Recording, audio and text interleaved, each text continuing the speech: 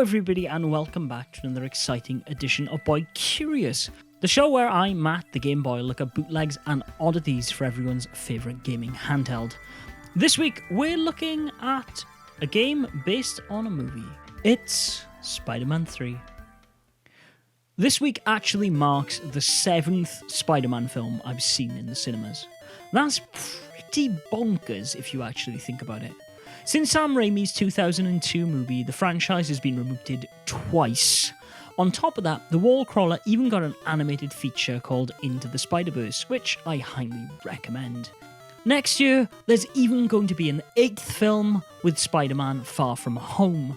That's not even counting Venom or his appearance in other mainline Marvel movies. Naturally, Spidey is a very popular comic book character, and people like him because of his quips and the feels his stories deliver. So popular is his legacy that on top of literally thousands of printed appearances and a whole host of cartoons, Spidey's also been in a lot of video games. Dating as far back as the Atari 2600, Spider-Man's been swinging his way around on 15 platforms so far, and with a whole host of titles. Naturally, he's crawled onto the Game Boy once or twice. There are 4 games on the original DMG if you count Spider-Man and X-Men, 2 on the Game Boy Color, and another 6 unique games on the Game Boy Advance. It's easy to see why Sintax may have looked at this franchise and smelled money.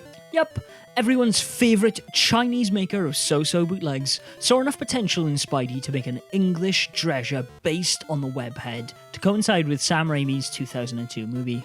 Instead of going right for the jugular and calling it Spider-Man the Movie or something along those lines, they took the tactic of making the game look slightly legitimate and called it Spider-Man 3 Movie Version, in what I can only assume was an attempt to make people think it was a follow-up to Activision's Spider-Man 2 The Sinister Six. In a beautifully rendered introduction, you're informed that you're Ben Parker, and after being bit by a radiant spider, you've gained various superpowers, climbing on wall and ceiling, giving off cobweb, etc. Spider-Man used to use these powers to earn private pocket money, but after his beloved uncle's murder, he swore to attack the crime. Enter Norman. Osborn, Ben's classmate's fatter, who, coincidentally, breathed in nerve gas, emerged the evil characteristics, became the Green Goblin. Spider-Man, the hero with the heart protecting justice, would take steps to sentence Green Goblin's crime, and thus begins the age-old fight between fair and evil. A tale for the ages, indeed. Starring as a white-gloved Ben Parker, you take to the streets of New York to fight the worst the city has to offer. Children, cats, and Kramer from Seinfeld, punching the bad guys and climbing up walls in order to progress through the game's 6 stages. Naturally, there is a ton of stolen assets at play here. For example, the damned Streets of Rage opening level, the music from Pokemon Pinball, and I'm sure virtually everything else here isn't made by the developers. One thing we can assume is all Sintax is the game's engine, however, as Spider-Man moves at a snail's pace, and even slower when climbing and crawling on walls. Spidey can throw punches with B, even pull off a little combo if you press it 3 times, and of course can jump with A. You'll notice also the little yellow web meter at the bottom of the screen that, yes, you guessed it, allows him to fire a projectile web. However, this won't actually hurt foes, only hold them in place. It's so strong, it can even stop gravity if you shoot it at one of the game's many airborne enemies. So you walk, jump, and hit bad guys, Matt. It can't be too hard to make that basic a platformer. Well, you'd be right. The game's 6 levels contain all the things you might expect, including health pickups and the occasional extra life. Where the game gets a little irritating, however, is that you can't really jump off a wall like you'd be able to do in, say, Ninja Gaiden. Instead, you just fall off, meaning you need to climb higher and drop down, something that takes a little bit of getting used to. There's also a ton of blind jumps in the game, so I hope you like jumping, dive kicking to slow your fall, and praying you land on a platform, because it's probably the best chance of survival on the later levels you have. What's the most head-scratchingly odd thing about Spider-Man 3, however, is the combat itself. For starters, you don't have a low punch, so despite half of the enemies only being half your height, you need to punch above them. Then you realise, these enemies have massive hitboxes. That can't be good. And you'd be right. It isn't, because you have one as well, meaning you can be punched from below, find yourself unable to duck projectiles, and tend to get hit by enemies a lot unless you perfectly time your dive kicks from above.